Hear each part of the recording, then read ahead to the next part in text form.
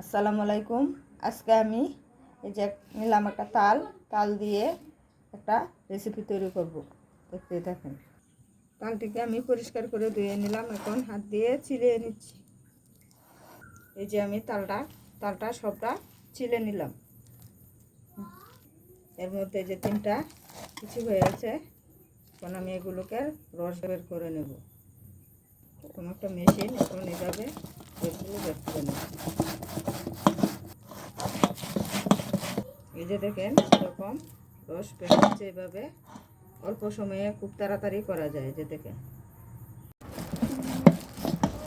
এই যে দেখেন ছাকলাম এগুলো বের হয়েছে। আপনারা এইভাবে করবেন, তাহলে তাল লইতে অনেকটা সহজ হয়। আর এগুলো দিয়ে আমি পাটিসাপটা তৈরি করব, তালের পাটিসাপটা। দেখতে থাকুন।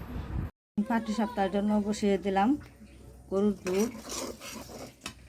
এর মধ্যে দিয়ে দিলাম সাদা 2টা এলাচ, মাঝখান থেকে পাঠিয়ে দিলাম। দিয়ে দিলাম গুঁড়া দুধ, তারপরে মিশিয়ে নেব। দিয়ে দিলাম 1 কাপ পরিমাণ চালের গুঁড়া। দিয়ে দিলাম 1 কাপ চিনি। এখানে আমি 1 কাপ চালের গুঁড়া দিলাম, তাই আধা কাপ দিয়ে দিলাম সুজি। দিয়ে দিলাম 1 কাপ পরিমাণ নারকেল। এবার আমি দিয়ে দেব তালের রস। আমি এখানে 2 চামচ পরিমাণ তালের রস দিলাম। একসঙ্গে ভালো করে মিশিয়ে পাটিসাপটার খিসাটা তৈরি করে নেব। দিয়ে দিলাম সামান্য একটু লবণ। হয়ে গেল আমার পাটিসাপটার খিসাটা। আর এদিকে পিঠার ব্যাটারটা তৈরি করার জন্য আমি নিয়ে নিলাম 1 কাপ পরিমাণ চালের গুঁড়া। শুকনা চালের গুঁড়া নিয়েছি, আপনারা চাইলে ভিজা চালের গুঁড়া দিয়েও আরও সুন্দর হয়। দিয়ে দিলাম সামান্য লবণ, তালের রস,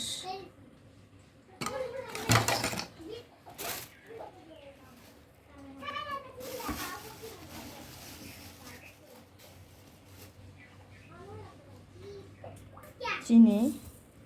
আমি যেহেতু শুকনা চালের গুঁড়া নিয়েছি, সেজন্য দিয়ে দিলাম ময়দা। অল্প অল্প পানি দিয়ে মিশিয়ে নেব। আপনারা চাইলে শুধু দুধ দিয়েও করতে পারেন। আমার কাছে আর দুধ নেই, এই জন্য আমি পানি দিয়ে করতেছি। তৈরি হয়ে গেল পিঠার ব্যাটার। এখন আমি পাটিসাপটাগুলো বানিয়ে নেব। আমি বসিয়ে দিলাম একটি তাওয়াটা আমার কালো হয়ে গেছে। আপনারা কিছু ভাববেন না, আমি মাটির চুলায় এটা দিয়ে বাতি করি, সেই জন্য ওটা এরকম কালো হয়ে গেছে। প্লেটের মধ্যে নিয়ে নিলাম সামান্য তেল ও একটা তেলটা দিয়ে এরকম করে মাখিয়ে নেব। দিয়ে দিলাম। এই যে হয়ে গেল আমার পাটিসাপটা। মাশাআল্লাহ, অনেক সুন্দর হয়েছে।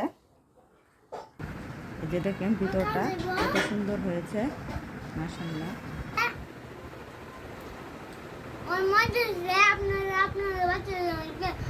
মানে খাওয়াবেন আর মজা। ভিডিওটি ভালো লাগলে লাইক কমেন্ট শেয়ার করবেন। আল্লাহ হাফেজ।